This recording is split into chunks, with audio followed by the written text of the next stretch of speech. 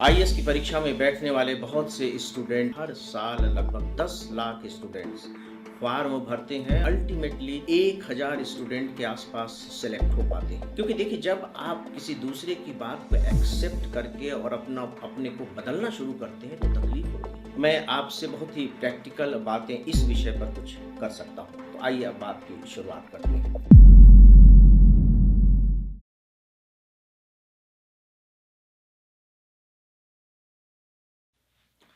मेरे प्यारे साथियों, नमस्कार। दोस्तों, मैं हूं डॉक्टर विजय अग्रवाल और अपने इस वीडियो में मैं आप सबसे इस बात पर डिस्कस करने जा रहा हूं कि यूपीएससी की जो आईएएस की परीक्षा होती है, उसमें जो स्टूडेंट बैठते हैं वो सफल क्यों नहीं हो पाते। कल्पना करके देखिए कि हर साल लगभग 10 लाख स्टूडेंट्स फॉर्म भरते हैं और उसमें अल्टीमेटली 1000 स्टूडेंट के आसपास सेलेक्ट हो पाते हैं। तो आफ्टर ऑल ये जो सेलेक्ट नहीं हो पाते, यानी कि अगर 1000 का आंकड़ा ले तो जो 999 लोग सेलेक्ट नहीं हो पाते, उनसे ऐसी कौन सी गलतियां होती हैं। पहले तो मैं आपको ये बताना चाहूंगा कि गलतियां बताने वाला जो मैं हूं, इसका अधिकारी क्यों हूं। दोस्तों, इसके 3 कारण हैं। पहला तो यह कि मैंने 1983 में खुद सिविल सर्विस एग्जामिनेशन क्वालिफाई किया है। दूसरी बात ये है कि मुझे ऐसा लगता है व्यक्तिगत तौर पर कि मैं हिंदुस्तान की जो एक बड़ी आबादी है, जिसको आप 65% कह सकते हैं, जो गांव में रहती है, उन नौजवानों को इस एग्ज़ाम में रिप्रेजेंट करता हूं। मैं गांव में रहा, बहुत ही निम्न मध्यम वर्गीय व्यक्ति रहा।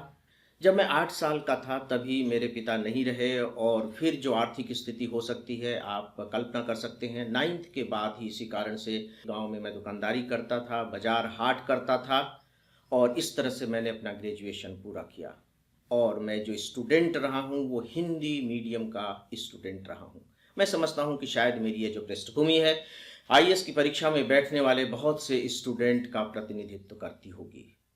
और जो तीसरी बात है फ्रेंड्स, वो ये कि एग्जामिनेशन में सफल होने के बाद भी मैं लगातार इस एग्जामिनेशन से जुड़ा रहा, और मुझे आगे चल कर के महसूस होने लगा कि नहीं, मुझे अब आईएएस की तैयारी करने वाले स्टूडेंट को ही गाइड करना चाहिए ताकि मैं उनके जीवन के लिए कुछ कर सकूं। और यही सोचकर मैंने अपने सर्विस के रिटायरमेंट के 8 साल पहले रिज़ाइन कर दिया, और अब मैं अपना पूरा समय आईएएस की तैयारी करने वाले स्टूडेंट्स को गाइड करने में लगाता हूँ। मैंने आईएएस की तैयारी करने वालों के लिए एक बेस्ट सेलिंग बुक आप आईएएस कैसे बनेंगे यह लिखी है। ये इंग्लिश में भी है, how to become an IAS. और साथ ही मेरा एक FEIAS.com के नाम से पोर्टल भी है, जिसमें आईएएस की तैयारी करने वाले स्टूडेंट को हम ढेर सारा फ्री कंटेंट प्रोवाइड करते हैं। तो मुझे ऐसा लगता है कि इस अनुभव के बैकग्राउंड से शायद यह सिद्ध होता हो कि मैं आपसे बहुत ही प्रैक्टिकल बातें इस विषय पर कुछ कर सकता हूं। तो आइए अब बात की शुरुआत करते हैं।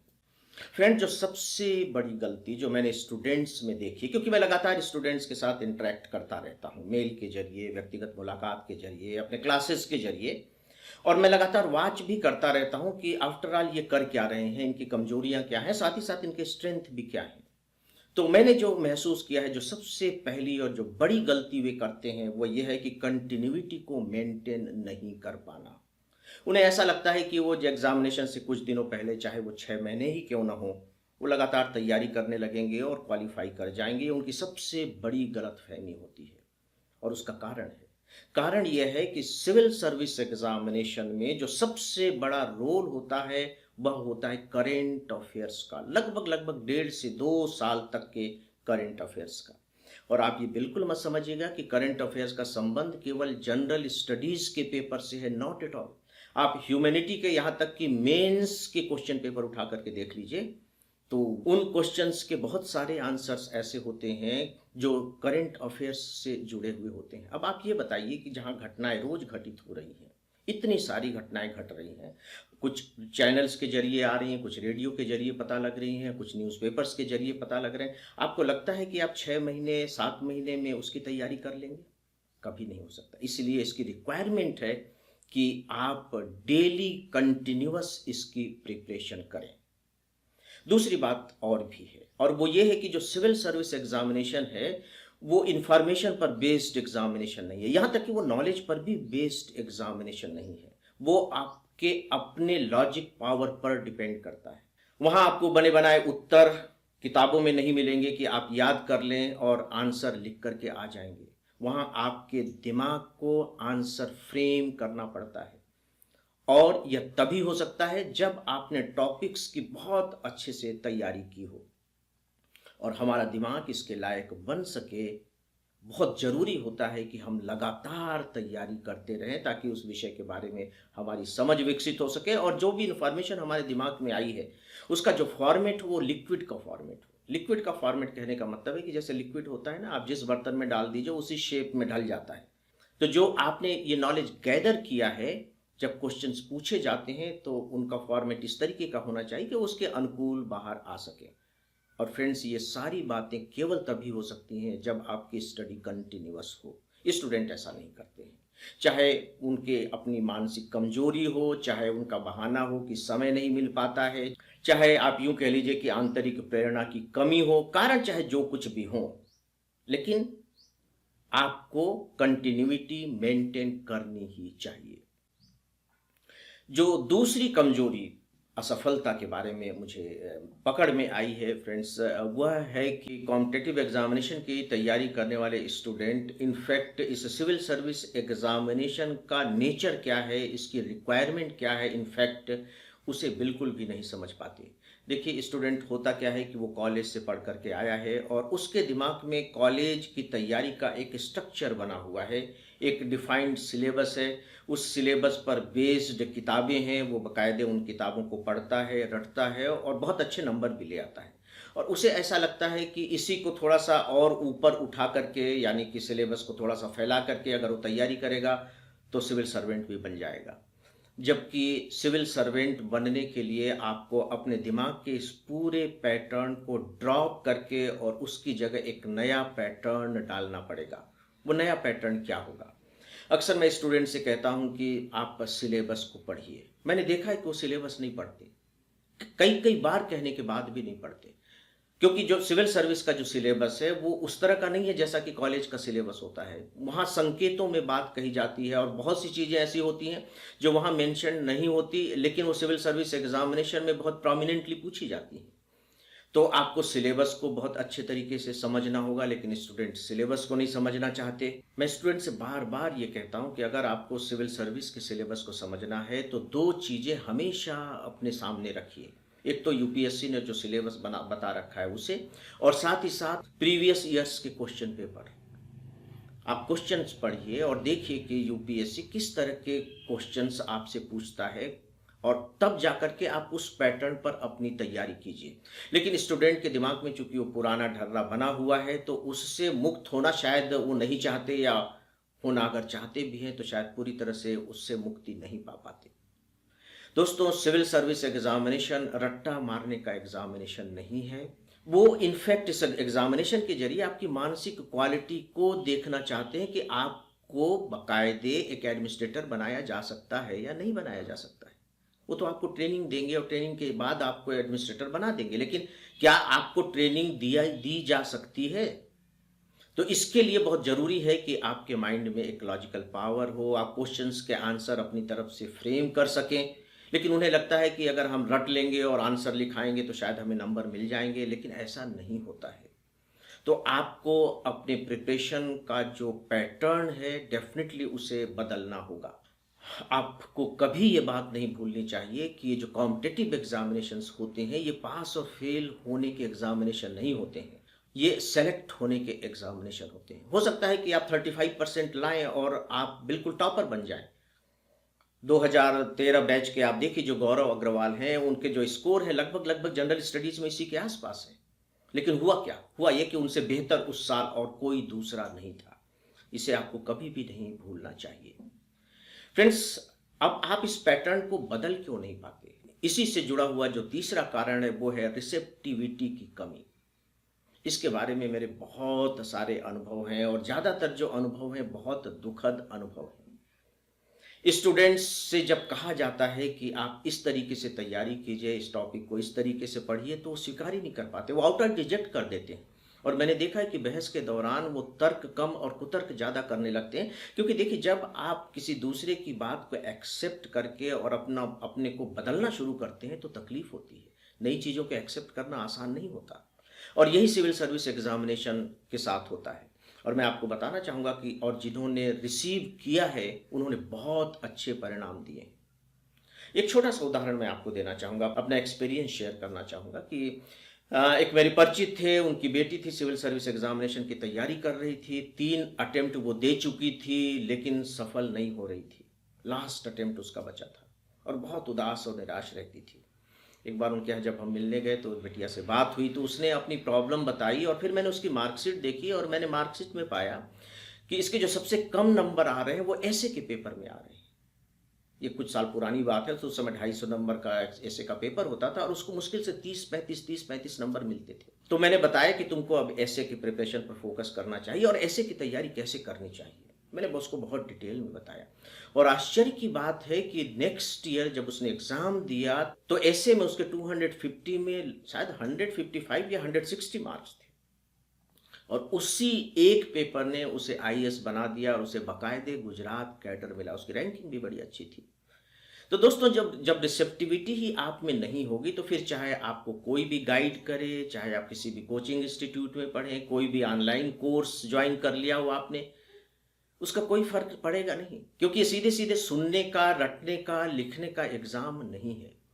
तो आपको इसके लिए तैयार रहना चाहिए। अगर कोई बात बताई जा रही है तो आप उसे बहुत अच्छे तरीके से विचार पूर्वक करके ग्रहण करें, और अगर आपको बात समझ में नहीं आती है तो आप उस पर पूछिए, बाकायदे डिस्कस कीजिए, और कन्विंस होने के बाद फिर आप उसे एक्सेप्ट कीजिए।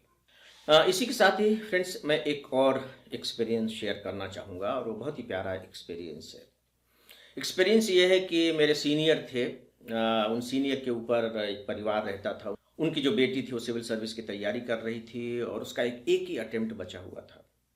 तो उन्होंने सजेस्ट कर दिया कि आप जा कर के डॉक्टर विजय अग्रवाल से मिलिए। वो लड़की मेरे पास आई, मैंने कहा कि तुम सब अपने मार्कशीट लेकर के आना। हम लोग लगभग 2-2.5 घंटे उसके साथ बैठे होंगे, और मार्कशीट में मैंने उसके पाया कि सभी में तो इसका स्कोर ठीक ठाक ही है, लेकिन जो ऑप्शनल पेपर है उसमें स्कोर नहीं कर पा रहे। उसका ऑप्शनल इकोनॉमिक्स था, और इकोनॉमिक्स उसने इसलिए लिया हुआ था क्योंकि उसने पोस्ट ग्रेजुएशन इकोनॉमिक्स से किया था, तो उसे छोड़ना वो नहीं चाहती थी।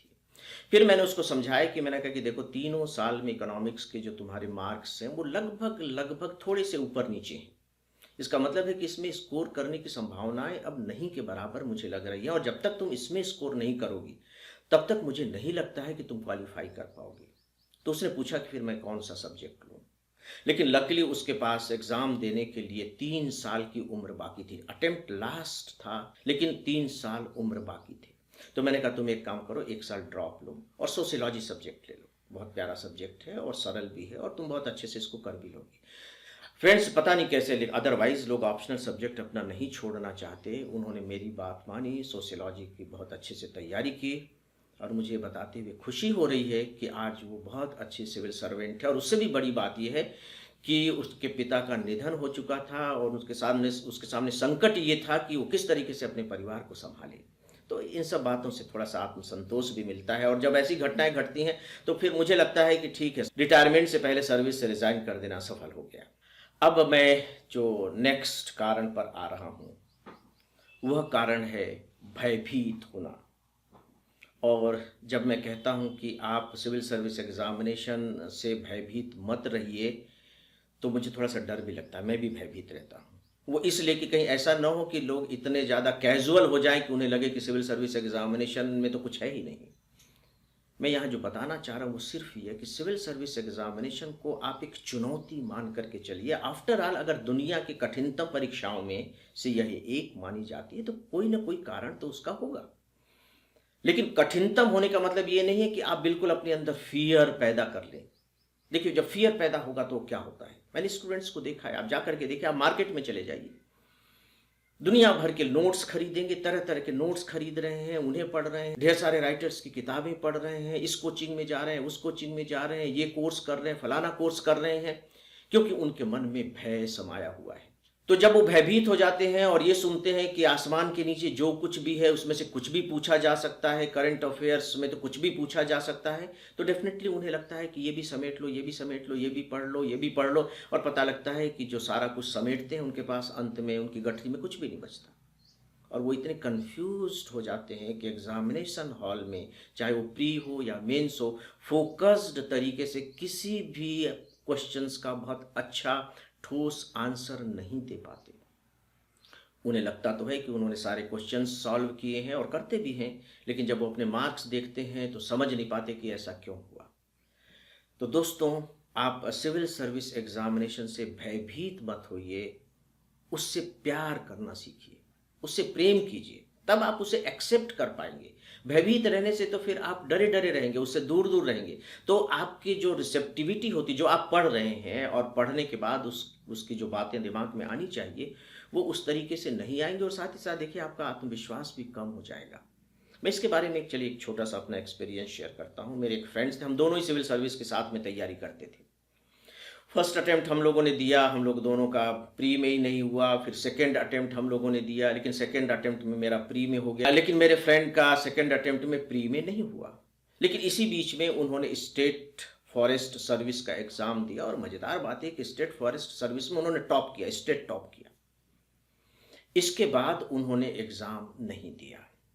मैं उनसे कहता रहा कि नहीं, उस समय 3 अटेम्प्ट ही होते थे कि लास्ट अटेम्प्ट है, तुमको बैठना चाहिए, लेकिन वो नहीं बैठे। अब वो बहुत रिग्रेट करते हैं कि काश मैं बैठ गया होता। क्यों नहीं बैठे? उसके पीछे 2 रीज़न थे। पहला तो ये कि उनके दिमाग में ये भय बैठ गया था कि नहीं, मेरा नहीं हो सकता, मेरा नहीं हो सकता, मेरा नहीं हो सकता, जबकि लास्ट अटेम्प्ट उनके पास था। और दूसरी बात थी, जो मैंने शुरू में कंटिन्यूटी की बात कही, तो उन्होंने कहा कि नहीं, अब मैं इतनी मेहनत नहीं कर सकता। उनके जो अंदर की ताकत थी, शायद चूंकि उनको एक नौकरी मिल गई थी, मुझे लगता है कि इसलिए वो कुछ कमज़ोर पड़ गई हो, तो उस कंटिन्यूटी को मेंटेन नहीं कर पाए। तो फ्रेंड्स, जो अधिक भय होता है वो हमारे अंदर के कॉन्फिडेंस को कहीं ना कहीं कमज़ोर कर देता है, और पता लगता है कि हम बस अभी फिनिशिंग लाइन को टच ही करने वाले थे कि हम उससे पहले हार कर बैठ गए। यानी कि 99 डिग्री तक तो पानी गर्म हो गया था, बस 1 डिग्री की ज़रूरत थी उबलने के लिए, और इससे पहले ही हमने अपने गैस चूल्हे को ऑफ कर दिया। अगर भय मन में नहीं रहेगा तो आप कंटिन्यूटी को भी मेंटेन कर पाएंगे, आपकी रिसेप्टिविटी भी बढ़ेगी, और सही मायने में आप जो कुछ भी पढ़ेंगे वो आपके दिमाग में रचे और बसेगा भी। अब एक लास्ट वीकनेस के बारे में, और दोस्तों वह है प्लान न बनाना। देखिए, सीधी सी बात है कि आप जितना भी बड़ा काम करेंगे, प्लान की उतनी ही ज़्यादा ज़रूरत पड़ती है। सिविल सर्विस एग्जामिनेशन एक बड़ा एग्जामिनेशन है। आपको अगर 4 अटेम्प्ट दिए गए हैं, अगर एज लिमिट 21 से 30 दी गई है, मैं जनरल कैटेगरी की बात कर रहा हूँ, इसके पीछे कोई ना कोई कारण तो होगा। नहीं तो एक ही बार में बात खत्म हो सकती थी और यूपीएससी को उतने कैंडिडेट मिल भी जाएंगे, क्योंकि ये तो कॉम्पिटिटिव एग्जामिनेशन है। तो आपको 4 अटेम्प्ट दिए गए हैं, आपकी एज लिमिट में 9 साल का फासला दिया गया है, तो आपको बाकायदे चाहिए कि आप अपनी एज को देखें, अपने अटेम्प्ट्स को देखें, अपने समय को देखें, अपनी परिस्थितियों को देखें, और उसके आधार पर अपना एक लंबा प्लान तैयार करें, और फिर अकॉर्डिंगली उसके अनुसार चलें भी। ऐसा नहीं कि आपने प्लान तैयार कर दिया और चल आप अपने हिसाब से रहें, क्योंकि बड़ी चीज़ों को पाने के लिए, बड़े सफ़र को पूरा करने के लिए दोस्तों, आपको बाकायदे योजनाएं बनानी ही पड़ती हैं। और यह बात मैं आप सबसे विशेष कर कहना चाहूँगा कि प्लीज़ अपने पूरे वक्त का प्लान कर लें, आप अटेम्प्ट और एज को देखते हुए। दोस्तों, लास्ट में अब एक बात और, सिविल सर्विस एग्जामिनेशन के बारे में जितने भी स्टूडेंट मुझे मिलते हैं, सभी hard work hard work hard work की बात करते हैं। सबके दिमाग में बुरी तरह से यह बात बैठ गई है कि इसमें खूब पढ़ना है, रात दिन पढ़ना है। और सच पूछे तो बहुत सारे स्टूडेंट जो सेलेक्ट होते हैं बाद में, वो चैनल्स पर आकर के ये कहते भी हैं कि हाँ, खूब पढ़ना चाहिए, रात दिन पढ़ना चाहिए, और फिर स्टूडेंट को लगता है कि इसका मतलब है कि हार्ड वर्क करना चाहिए। दोस्तों, इसके लिए हार्ड वर्क की उतनी नहीं जितनी कि स्मार्ट वर्क की ज़रूरत होती है। और स्मार्ट वर्क क्या है? सीधी सी बात है कि सिविल सर्विस एग्जामिनेशन की अपनी रिक्वायरमेंट है, उसकी अपनी कुछ ज़रूरतें हैं। उन ज़रूरतों को अपने दिमाग में रख कर के आप उसके अनुसार तैयारी करते चले जाइए, वो स्मार्ट वर्क हो जाएगा। देखिए, बहुत सिंपल सी बात है। सिविल सर्विस एक बहुत बड़ी परीक्षा है और जो बड़े उद्देश्य होते हैं, यदि उनका रास्ता आसान हो जाए, तो क्या आपको नहीं लगता कि वो जो उद्देश्य हैं, वही बड़े नहीं रह जाएँगे? उनका गौरव नष्ट हो जाएगा? यदि आप केवल इस बात को अपने दिमाग में रख कर के, और बल्कि मैं सजेस्ट करूँगा कि अपने दीवार पर लिख कर टाँग भी लें कि बड़ी सफलताओं का जो रास्ता है वो कभी आसान नहीं होता है, और यदि वह आसान होगा तो उसका गौरव भी नष्ट हो जाएगा। आप पाएंगे कि इस वाक्य से शायद आपको लगातार एक आंतरिक ऊर्जा मिलती रहेगी। दोस्तों, मैंने कुछ बहुत ही जो इम्पोर्टेंट जो रीज़न थे इसको लेकर के उसकी तरफ आपका ध्यान दिलाने की कोशिश की है, और मुझे यकीन है कि इनमें से देखिए कि कौन कौन सी खामियां आपके अंदर हैं और उन्हें दूर करने की कोशिश कीजिए। मैं आपको विश्वास दिलाता हूं कि जैसे जैसे खामियां दूर होती जाएंगी, आपकी मंजिल आपके नज़दीक आती चली जाएगी। आप सफल हों, मेरी शुभकामनाएं आप सबके साथ हैं। नमस्कार। लगता था शायद मैं आईएएस बन भी जाऊं तो मुझे इंग्लिश शायद नहीं बोल पाऊंगा।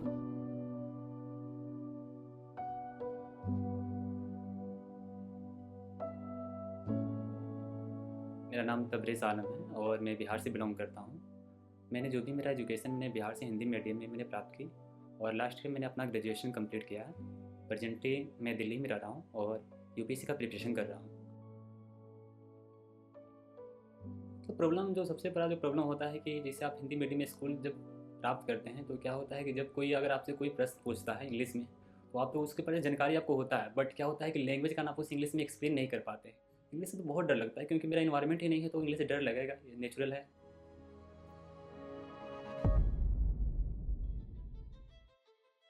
मैंने जोश स्किल एप्लीकेशन के बारे में मैंने सुना, तो मैंने जिस स्किल के बारे में सुना और जाकर उसे इंस्टॉल भी किया था और मैंने उसकी जो भी प्रोसेस है मैंने उसे जाना और इंग्लिश स्पीकिंग कोर्स के लिए मैंने क्लास स्टार्ट कर दिया।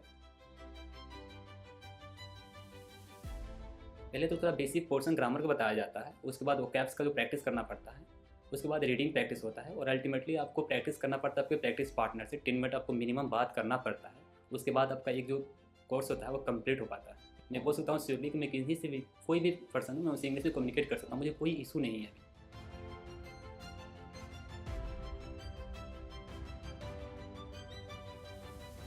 सो जोश स्किल ने काफ़ी हेल्प किया मेरी कम्युनिकेशन स्किल को इम्प्रूव करने में, so that why today I am here. So first of all, I would like to thank Josh Skill who really helped me a lot to improve my communication skill. Thank you, Josh. And finally, I would like to say, education is the most powerful weapon which you can use to change the world. Thank you.